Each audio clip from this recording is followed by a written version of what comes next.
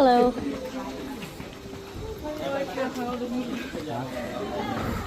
Is that?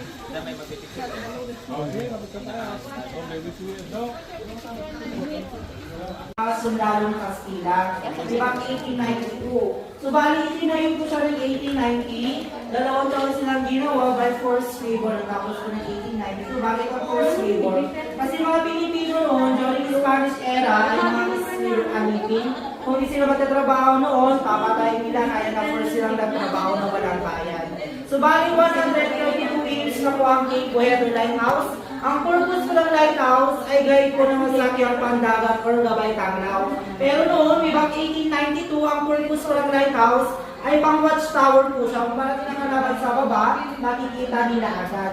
Yan po yung purpose na kay tinayo sa tuktok po siya ng bundok. So, ang meaning po ng bohedor, traveler or viajeros po siya. So, bali ang purpose niya po ay guide po ng masakyang pandagat kasi po, under Coast Guard na po yung tower po, ma'am sir. So, bali ito naman po yung ginamit nilang materials na pinapalo sa lighthouse.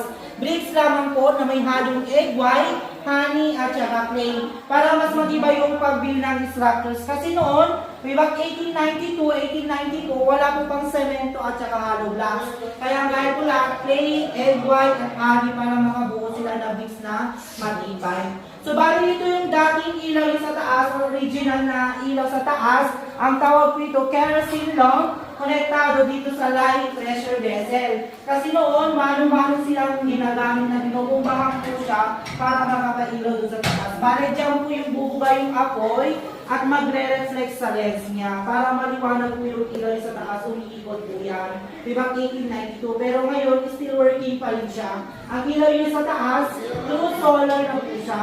Automatic na po siya mag-on and off exactly 6 p.m. to 6 a.m. So, bali hindi na po umiikot, blinking na po siya, 3 flashes every 5 seconds. Sa ngayon po, ma'am sir, yung tower po under assessment po siya dahil sa lindol. Kaya hindi pwede mo nang akyatin yung tower, may crack na sa taas at baka nahulog, kaya hindi na po safe na pumunta sa taas. So, bali ganyan po yung ginamit nila every kwarto po, every room na ilaw, lampara or gasera. Yan po yung Sundalong Kastila kung saan sila pupunta paggabi po, ma'am sir. So, bali lahat po, ma'am sir, original pa rin, wala po pang nabago. Pinatungan ko sa medyo mga pader para ma-preserve yung bricks na may halong egg white, honey at saka clay. Yan po yung history po ng Cape Weather Lighthouse. So, bali yan po ay sa dagat, ay yan po yung West Philippine Sea. Sa bundok naman po ay Sierra Madre, northern part of Sierra Madre. So, group picture tayo, ma'am, para may sabihin po kayo sa museum.